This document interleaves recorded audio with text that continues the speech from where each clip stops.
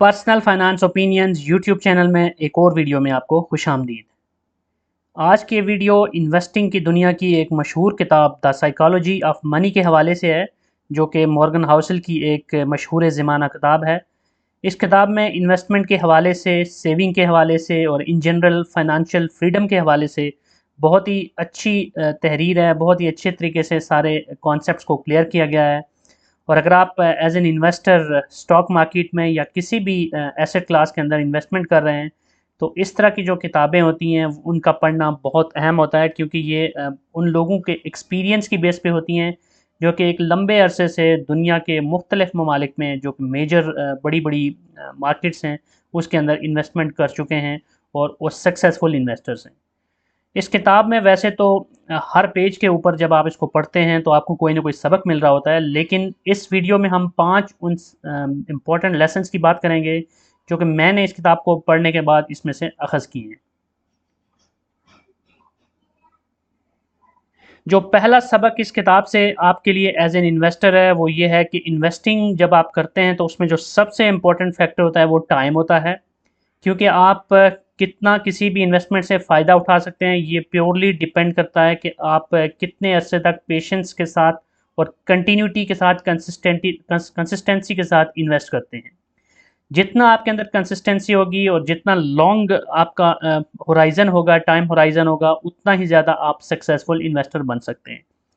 Stock market में investing की बात की जाए तो इसमें जितना आप ज़्यादा अरसा स्टॉक्स में इन्वेस्टेड रहते हैं as a long term investor और एज अ वैल्यू इन्वेस्टर, तो उतना ही ज़्यादा पोटेंशली आप डिविडेंड हासिल करके उस डिविडेंड को फिर री इन्वेस्ट करके कंपाउंडिंग करके ज़्यादा फ़ायदा उठा सकते हैं। इस हवाले से मैंने पहले भी एक वीडियो बनाई थी कि कैसे द पावर ऑफ कंपाउंडिंग आपके लिए कारआमद साबित होती है अगर आप डिविडेंड इन्वेस्टर हैं और उसमें फिर आप जब इन्वेस्टमेंट के बाद आपको डिविडेंड मिलता है उसको री इन्वेस्ट करते हैं, तो वक्त के साथ साथ कैसे आपकी ग्रोथ एक्सपोनेंशियल होना शुरू होती है।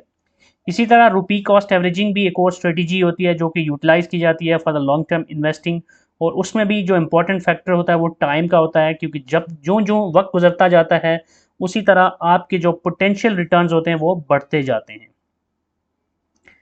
इसके बाद जो दूसरा इम्पोर्टेंट लेसन इस किताब में से है वो ये है कि हमारे जो इमोशंस होते हैं या हमारे जज्बात होते हैं और जो हमारी हैबिट्स होती हैं या हमारा बिहेवियर होता है, उसका हमारे मुआशी या माली मामलात पे बहुत गहरा असर पड़ता है।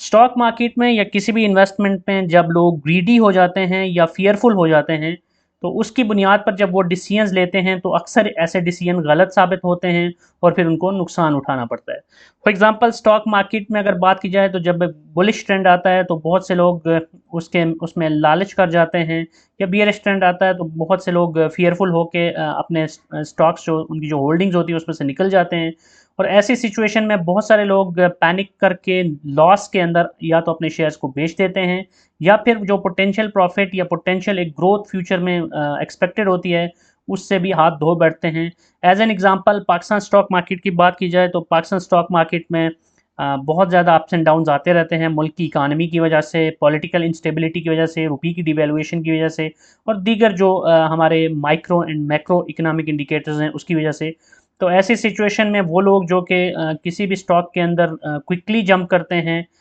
फॉर द क्विक मनी, कि वो कोई लालच में आ जाते हैं और चाहते हैं कि ओवरनाइट वो अमीर हो जाएं, डबल कर दें अपने पैसे, तो वो भी अक्सर नुकसान उठा जाते हैं। और वो लोग जो कि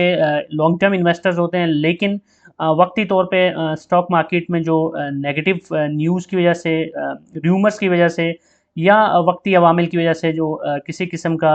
बियरिश ट्रेंड आता है तो उसकी बेस पे डर जाते हैं, वो भी नुकसान उठाते हैं। तो इस किताब में इस हवाले से बड़ी डिटेल में सारी बातें लिखी गई हैं कि कैसे आपको अपने जज्बात के ऊपर या अपने इमोशंस के ऊपर कंट्रोल रखना है, तभी जाकर आप एक कामयाब इन्वेस्टर बन सकते हैं।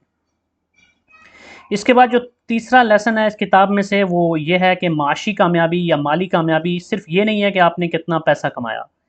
बहुत इम्पॉर्टेंट ये है कि पैसा आपने कमाने के बाद उसको मैनेज कैसे किया। क्योंकि फाइनेंशियल इंडिपेंडेंस या फाइनेंशियल फ्रीडम की बात की जाए तो ये वही लोग हासिल कर सकते हैं कि जो सेविंग करने के हवाले से, इन्वेस्टिंग के हवाले से और बजटिंग के हवाले से आप एक एक्सीलेंट पोजीशन पे होते हैं, और साथ साथ इम्पॉर्टेंट ये है कि वो डेट से भी अपने आप को बचाने की कोशिश करते हैं। किसी ने कितना कमा लिया वो इम्पोर्टेंट नहीं होता, लेकिन उसमें से कितना उसने फिर बचा लिया ये इम्पोर्टेंट होता है। मैंने ऑलरेडी इस हवाले से एक वीडियो भी बनाई थी कि आप किस तरह डिफरेंट रूल्स को अप्लाई करके मेक श्योर कर सकते हैं कि आप एक अच्छी सेविंग करते हैं। 50 30 20 रूल के बारे में भी एक वीडियो बनाई थी, उसका लिंक भी मैं डिस्क्रिप्शन में डाल दूंगा। और साथ साथ फिर इन्वेस्टिंग के हवाले से बड़ा इंपॉर्टेंट है कि जब आप पैसा सेव करते हैं तो उसमें से जो इमरजेंसी फंड्स हैं उसके अलावा जो पैसा होता है उसको आप कैसे इन्वेस्ट करते हैं, कैसे अपनी डाइवर्सिफिकेशन को अचीव करते हैं, एक डाइवर्सिफाइड और स्ट्रॉन्ग पोर्टफोलियो कैसे बनाते हैं, फिर अपनी इन्वेस्टिंग को टाइम टू टाइम कैसे आप उसमें जो नेसेसरी चेंजेस होती हैं, मॉडिफिकेशंस होती हैं, इंप्रूवमेंट्स होती हैं, वो कैसे करते हैं। और फिर एक और इम्पॉर्टेंट चीज़ कि आप बजटिंग कैसे करते हैं कि आपके पास जो पैसा होता है उसको किस तरह आप डिफरेंट सब सेक्शंस में डिस्ट्रीब्यूट करके डिसाइड करते हैं कि इसमें से कौन सा पैसा आपका कहाँ पे लगना है, आपकी जो नेसेसिटीज़ हैं, आपकी जो नीड्स हैं और आपकी जो डिज़ायर्स हैं उस पर कैसा कितना लगना है, और फिर जो आपने उसमें से इन्वेस्ट करना है या सेव करना है वो कितना है। तो ये बड़ा इंपॉर्टेंट होता है। साथ साथ ये भी इस बुक में इस राइटर ने मेंशन किया है कि जो डेट्स होते हैं ये जब आप कर्ज़ों में जकड़े जाते हैं तो फिर आप बेहतर फाइनेंशियल डिसीजन लेने की पोजीशन में नहीं रहते, क्योंकि आपको फिर उन कर्ज़ों के हवाले से ज़्यादा फ़िक्र होती है। तो इंडिविजुअल लेवल से हटकर अगर मुल्की लेवल पे भी बात की जाए तो ये बात बिल्कुल सादिक आती है पाकिस्तान के ऊपर कि पाकिस्तान जिस तरह IMF और दीगर जो बैरूनी इदारे हैं या जो भी लेंडिंग इंस्टीट्यूट्स हैं उनके इतने ज़्यादा कर्ज़ों के बोझ में दबा हुआ है कि इस सिचुएशन के अंदर कोई भी बेहतर इकोनॉमिक डिसीजन लेना अपने तौर पे पॉसिबल ही नहीं रहता। तो आपको यही फार्मूला अपने ऊपर भी एज एन इंडिविजुअल अप्लाई करना चाहिए कि जब as an individual credit card का लोन हो गया, दीगर जो बैंक से लोन्स लिए जाते हैं अगर वो सारे लिए आपने, इंटरेस्ट बेस्ड लोन्स ले लिया आपने, तो उसके बाद एक टाइम ऐसा आता है कि आप उन लोन्स की सिर्फ किस्तें ही जमा कराने में अपनी सारी सेविंग्स को उड़ा देते हैं, और फिर बेहतर तौर पे ना तो आप अपने पैसे को मैनेज कर सकते हैं और ना ही बेहतर तौर पे आप कोई इन्वेस्टमेंट के हवाले से डिसीजंस ले सकते हैं। इसके बाद जो चौथा लेसन इस किताब में से है वो ये है कि बेहतर माशी फ़ैसले वही लोग कर सकते हैं जो कि डिसिप्लिन और सेल्फ कंट्रोल की आदत रखते हैं। फाइनेंशियल डिसिप्लिन और फाइनेंशियल सेल्फ कंट्रोल बहुत ही इंपॉर्टेंट होता है, क्योंकि अगर आप एक डिसिप्लिन्ड इन्वेस्टर नहीं हैं और आपका अपने ऊपर कंट्रोल नहीं है तो फिर आप इमोशंस की नज़र हो जाते हैं, लोगों की कही सुनी बातों की नज़र हो जाते हैं, और बेशतर औक़ात आप बाइंग के हवाले से या सेलिंग के हवाले से जो डिसीजंस लेते हैं वो स्मार्ट डिसीजंस नहीं होते, बल्कि वो ऐसे डिसीजंस होते हैं जिनका फिर बाद में आपको नुकसान उठाना पड़ता है। तो स्मार्ट इन्वेस्टर वही होता है जिसके अंदर एक डिसिप्लिन होता है, उसने अपने पैसों के हवाले से बहुत बेहतर तरीके से सारा पेपर वर्क किया होता है कि कितना पैसा कहाँ लगाना है, स्टॉक्स में कितना पैसा लगाना है, स्टॉक्स में से फिर जो डिविडेंड स्टॉक्स हैं उसमें कितना पैसा लगाना है, जो ग्रोथ स्टॉक्स हैं उसमें कितना लगाना है, फिर प्रॉपर्टी की अगर इन्वेस्टमेंट करनी है तो उसमें कितनी करनी है, और फिर उसके अलावा जो दीगर एसेट क्लासेस होती हैं उसमें कितना पैसा लगाना है, मंथली कितना पैसा इसमें ऐड ऑन करना है, और फिर कब एग्ज़िट करना है, एग्ज़िट स्ट्रेटजी क्या होगी, एंट्री की स्ट्रेटजी क्या होगी। तो जितना आप डिसिप्लिन्ड और सेल्फ कंट्रोल्ड एनवायरनमेंट के अंदर अपनी इन्वेस्टमेंट्स करेंगे उतना ही आप सक्सेसफुल होंगे। उसके बाद जो पांचवा और आखिरी इंपॉर्टेंट लेसन इस वीडियो में इस बुक का मैं जो डिस्कस करूँगा वो ये है कि माशी कामयाबी जो होती है यानी फाइनेंशियल सक्सेस जो होती है उसके सफ़र में आप जो लक है उसके किरदार को झुटला नहीं सकते। एज अ मुस्लिम तो हमारा ये बिल्कुल एक ईमान का हिस्सा है कि हमारी एक तकदीर होती है, हमारी एक किस्मत होती है, उसमें जो चीज़ें लिखी होती हैं वो हमें मिलती हैं। हम अपने तौर पे सिर्फ एफ़र्ट कर सकते हैं और फिर रिज़ल्ट्स क्या आना है ये सब अल्लाह के हाथ में होता है। लेकिन इस राइटर ने भी इस चीज़ को एम्फसाइज़ किया है कि जब आप एक इन्वेस्टर हैं तो सिर्फ उन्हीं चीज़ों पे फोकस करें जो आपके कंट्रोल में है। उस जो बियॉन्ड कंट्रोल चीज़ें हैं उसमें आपने सर नहीं खुपाना, उस पे आपने अपनी तवानाइयाँ ज़ाया नहीं करनी। अब आपके कंट्रोल में क्या है, सेविंग हैबिट्स आपके कंट्रोल में है, इन्वेस्टिंग ऑप्शंस आपके कंट्रोल में है, कितना सेव करना है, कैसे सेव करना है, ये आपके कंट्रोल में है। फिर जो आपने सेव कर लिया उसको कौन-कौन से इन्वेस्टमेंट ऑप्शंस के अंदर यूटिलाइज़ करना है, कौन-सा ऑप्शन आपके लिए लुक्रेटिव है, कौन-सा ऑप्शन आपके लिए रिस्की है, कितना रिस्क आप ले सकते हैं, फिर रिस्क मिटिगेशन स्ट्रेटजी आपकी क्या होगी, और इन्वेस्टमेंट आपने अपनी कैसे डाइवर्सिफ़ाई करनी है, इन्वेस्टमेंट में आपने ग्रोथ कैसे लानी है, टाइम टू टाइम इन्वेस्टमेंट्स अपनी जो है ना आप उनको आपने रिविज़िट कैसे करना है। ये वो सारी चीज़ें होती हैं जो आपके कंट्रोल में होती हैं। उसके बाद जो लक का फैक्टर होता है उसको हम डिनाई नहीं कर सकते, क्योंकि हमने बहुत सारे ऐसे आप रियल लाइफ में भी एग्जांपल्स हमारे सामने होती हैं कि कुछ लोग ऐसे होते हैं कि जो जहाँ पे हाथ रखते हैं,